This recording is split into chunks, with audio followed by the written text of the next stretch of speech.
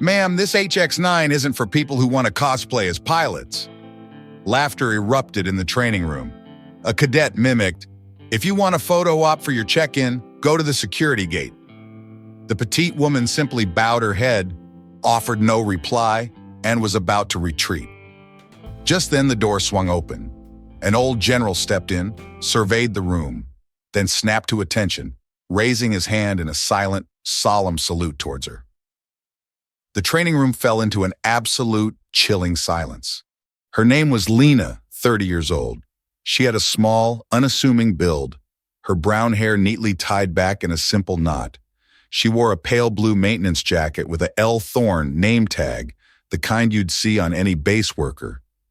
Lena was a technical support staff member for the Griffin HX-9 simulation chamber, located deep within a bustling military training base.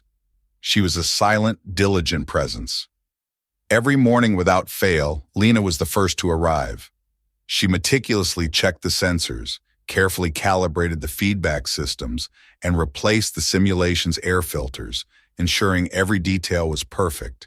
Before the test pilots even set foot in the room, she had already brewed fresh coffee, arranged the chairs precisely, and wiped down every inch of the control panel until it gleamed. She performed countless tasks essential to the smooth operation of the multi-million-dollar simulator. Yet despite her unwavering dedication and quiet efficiency, Lena was never truly seen as a part of the flight crew. Many of the eager young cadets, brimming with their own ambition, saw her merely as the cute tech girl, sometimes politely acknowledging her, but mostly dismissing her as insignificant. They'd joke amongst themselves, rarely including her in their conversations. One particular morning, the lead instructor announced an upcoming simulation test for the new Griffin HX-9 prototype. Lena, as usual, stood quietly at the back of the room, observing the buzz of excitement. A cadet spotted her, a wide, patronizing grin spreading across his face. "Hey, you want to try being a pilot too?" he called out, eliciting snickers from his peers. Another cadet chimed in, "Planning to fly by intuition, are we?" The instructor, catching sight of her, spoke in a loud, clear voice. "You're not on the roster, Lena. Go outside and help us close the engine hatch." Lena simply lowered her gaze, said nothing, and turned to walk away, her shoulders slightly hunched. But then, CTA comment Act 1. Have you ever seen a good person treated badly? Type, "That's unfair." No sooner had Lena left the training room than an unexpected and critical error jolted through the HX-9 simulator. A control synchronization failure. The cadets, moments before full of bravado, now stared at the blinking red lights with growing alarm. "It was running perfectly just a minute ago," one exclaimed, his voice laced with confusion. The on-duty technicians, skilled as they were, frantically scoured the system, but the elusive bug remained hidden. No matter what they tried, the simulation refused to activate. A tense, frustrated silence settled over the room. Then a cadet, his brow furrowed in thought, suddenly remembered something. "Wait," he mused aloud. "Doesn't someone always wipe down the controls every morning? Where's that tech girl?" The thought sparked a new line of inquiry. The technical team, desperate for a solution, began to search for Lena. They eventually found her in the engine bay, quietly inspecting a power transmission joint, her back to them. A senior engineer named Reed, known for his keen observational skills, approached her cautiously. "Lena," he began, his tone surprisingly soft, Have you ever actually flown before?" Lena paused, her hand still on the joint. She remained silent for a long moment. Then her voice, barely above a whisper, broke the stillness. "I was trained on an early prototype of the Griffin HX-9, she confessed, her gaze fixed on something unseen. "But my entire unit was decommissioned after a mission." Intrigued, Reed returned to his console and initiated an internal search. He uncovered a faded record, Unit L44, an experimental tactical flight unit, once instrumental in testing the early generations of the HX-9. A major incident in 2017 had officially declared the unit lost in mission. and the identities of any survivors had never been publicly disclosed. Digging deeper, Reed found a grainy archival photo. It showed a woman, her face partially obscured by a flight helmet, standing proudly beside the original HX-9 blueprint. He zoomed in, the pixelated image slowly resolving. The name on her uniform patch, though faded, was undeniably clear. L. Thorne, Tactical Flight Unit Class Omega. It was her, Lena. The quiet maintenance worker was the legendary L. Thorne of the Omega class, a ghost from the past, a pilot of the very first Griffin HX-9. CTA comment, Act 2. If you've ever misjudged someone, type, I was wrong. The next morning, the atmosphere in the training facility was charged. A formal simulation test was scheduled with several high-ranking officers in attendance. The group of cadets, oblivious to the revelations of the previous day, gathered around the HX-9 simulator, their usual banter filling the room. Lena stood at a distance, her name still not on any official roster for the test. A cadet, seeing her, chuckled loudly. Hey, the general's even here today. Don't tell me you're planning a demonstration, are you? Lena, her gaze fixed on the floor, was about to quietly retreat, to fade into the background as she always did. But then, the door to the training room swung open with a resounding thud. A distinguished elderly general, adorned with an impressive array of medals and ribbons on his crisply pressed uniform, strode purposefully into the room. Every person in the room instantly snapped to attention, their backs rigid, their eyes fixed on the senior officer. The general's gaze swept across the room, taking in the young cadets, the gleaming simulator, and finally, it settled on Lena.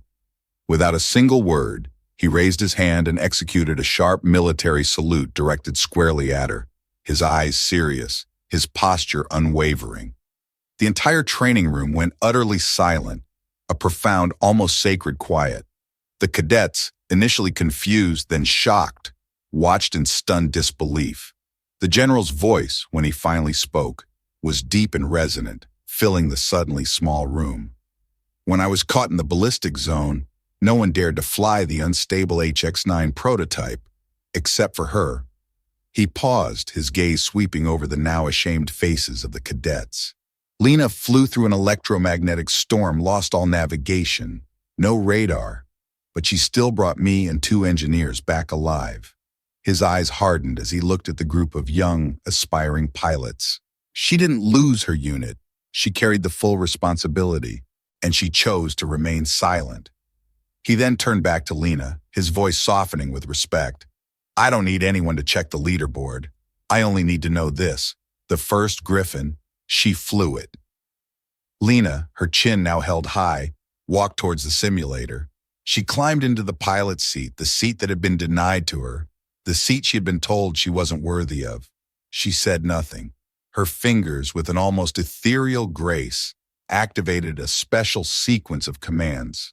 The simulator's complex system hummed to life, and across the main display, glowing green in stark contrast to the red error warnings of the previous day, a message appeared.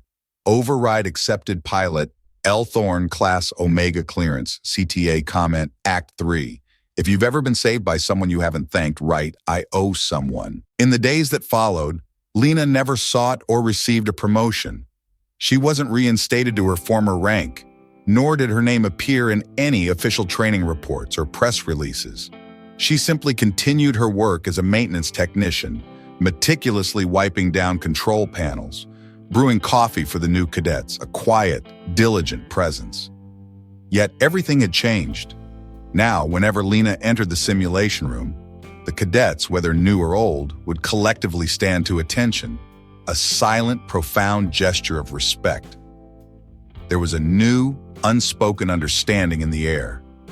A small group of engineers, those who had witnessed the general's salute, quietly hung a small engraved plaque near the entrance to the simulation chamber. It simply read, L-44 lives here, the first one who flew. A permanent, humble tribute to the quiet hero in their midst. Then one morning, Lena didn't come to work. Her small, meticulous workspace was empty. On her technical chair, nestled where she usually left her toolkit, was an old, faded flight helmet, clearly well worn, and a small handwritten note tucked beneath it.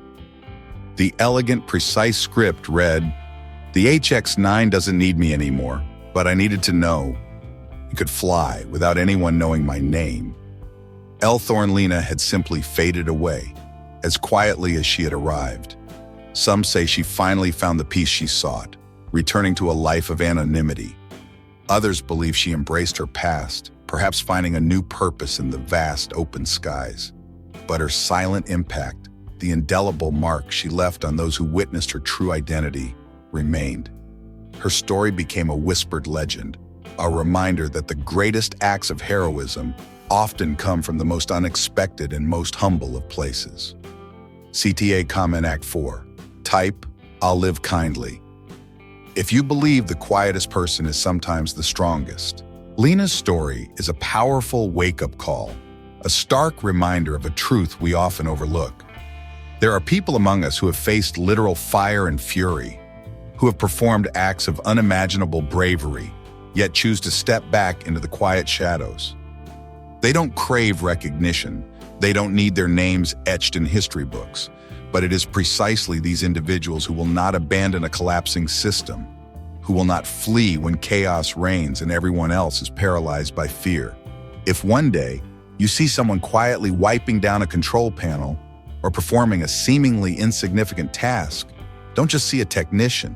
Don't dismiss them based on their appearance or their apparent role, because it's possible, more than possible, that you are standing beside the very first person who ever flew through a storm to save an entire crew.